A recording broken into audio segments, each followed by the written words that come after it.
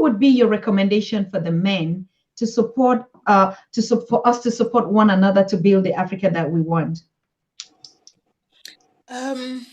Yeah. Now you have mentioned um the other organization. I mean the two organizations that we are running. They are purely women organizations.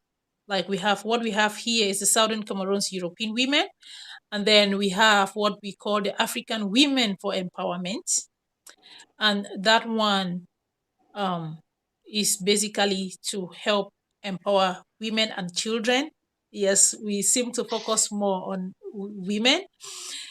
What is the role that the men can play to help push the agenda forward?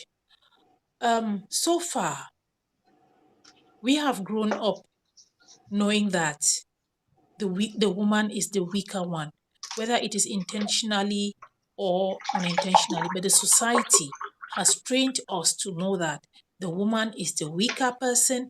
The woman does not deserve um, that education that the man deserves, as much education. If you put children in a house, that if you have two children in a house, a boy and a girl, and you can and the parents can only pay fees for one child, the tendency that they will pay fees, let me say both are are intelligent.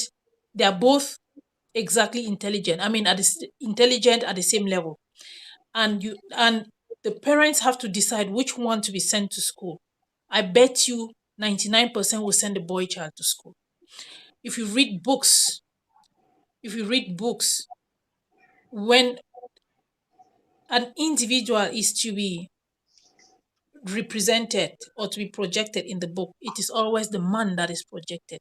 When you see jobs like or careers like pilots, engineers, the first thing that comes to your mind is a man. So the woman is automatically put to the disadvantage. Now, what can the man do to help in um, in pushing forward this agenda? I like, if you have noticed, I like talking from the level of the village.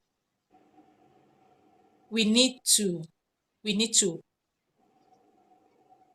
empower each other. The man empowering the woman empowering the man. The man should make the woman know that if that woman if that woman's job is farming, the man should encourage or appreciate, tell the woman that you are a great farmer. You are doing a marvelous job. That woman does not need to sit in an office before she can be appreciated. I'm saying this now to every woman. Jenny has said that we women need to stand up. That means that we need to be proud in everything that we are doing. We should not only say that the things that are up there, the ones we consider up there, that if we do not do that, then we are useless. No. Whatever you're doing, even if it is household work, when you do it with pride, with confidence, you are a powerful woman. If your work is to clean somebody's house, you do that job with pride. That is your strength. Do it. Have your confidence from that. I expect, or I would plead to the woman, to the men, that you empower your women in the aspects that they have confidence in. I mean, build their confidence in the things that they are capable of doing. Do not minimize anything that a woman is doing. It is the same thing that I will say to the woman. Do that towards your husband or to the men in your society. Must not be your husband, but the men in your society. Appreciate that person who in my culture you have, it's usually considered that somebody who taps palm wine or whatever, those are the low class people. We need to start appreciating them. We need to start appreciating everybody. That person who climbs on the palm tree to cut down palm nuts, we need to appreciate them. We need to appreciate that woman who goes to the farm to do her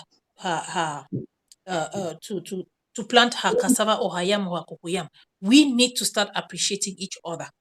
If we do not do that, those who are less privileged, they will think that what we are trying to do now is only for a certain group of people. They will think that Correct. it is only for that group of people, of women who can sit on television and talk. That is not true. The same thing goes for men. This, what we are saying, is not only for us sitting here and talking to you people listening. It is for all of us. It starts from the village. It starts from the household. Empower your household. Empower everybody, to the children. All of us are so rich. We are powerful in one thing or the other. We just need to go into ourselves. The parents,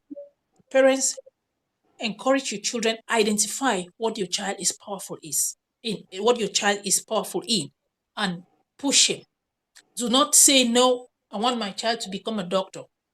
Meanwhile, that child might be the biggest carpenter in your community.